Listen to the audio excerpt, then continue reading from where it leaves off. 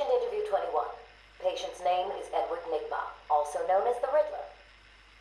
So, Edward, Warden Sharp tells me you've been leaving threatening riddles scrawled on the asylum walls. Again. One would have to be severely paranoid to read threats into harmless riddles, Dr. Young. May I test you with one? Very well. What is it that walks on 4 legs, then 2 legs, and finally 3 legs? A human being. As a baby it crawls on 4 legs, as an adult it walks on 2, and in later years it uses a cane. Good try. But the answer to all 3 is a baby. True, it crawls on all 4s, but cut off its legs and it can only wiggle on 2 limbs. Give it a crutch, it can hobble around on 3. You see? It's horrible. How can you even joke about that? Easily, Doctor. It's not my baby. Taped interview 39. Patient's name is Edward Nigma.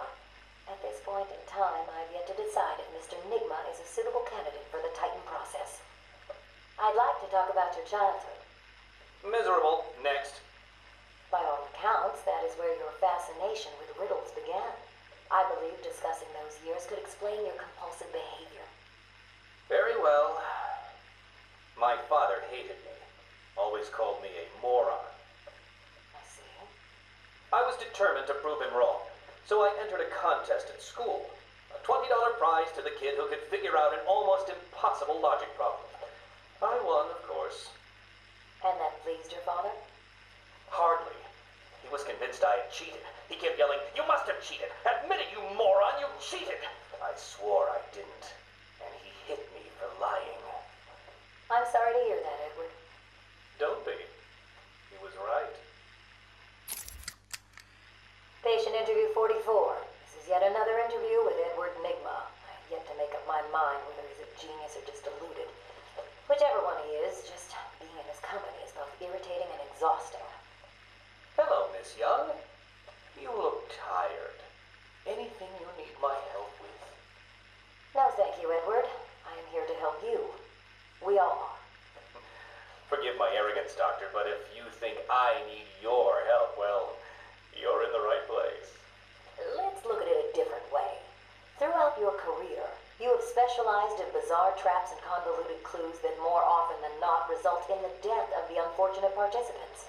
And if the citizens of Gotham were smarter, my games would be merely an amusing diversion. Instead of death traps. You really should be thanking me. Weeding out the ignorant, the stupid, the useless. But don't worry, I'm sure you would survive.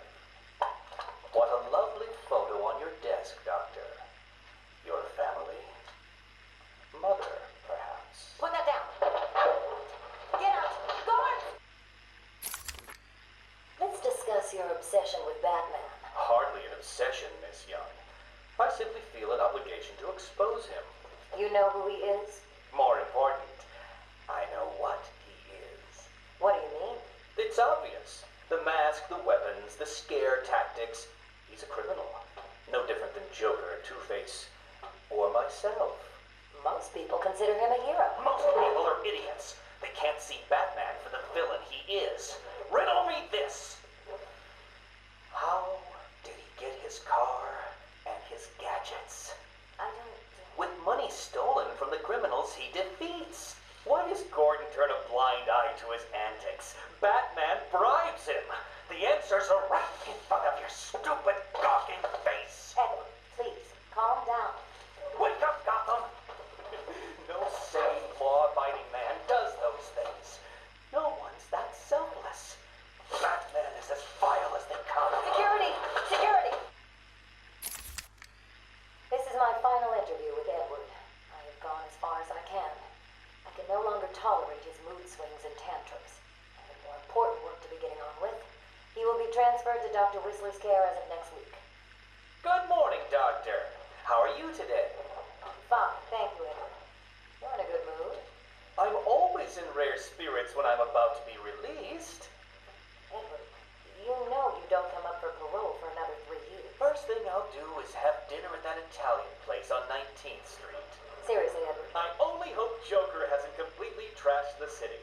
Oh well, I'm sure I'll find out soon enough. Wait. Have you been in contact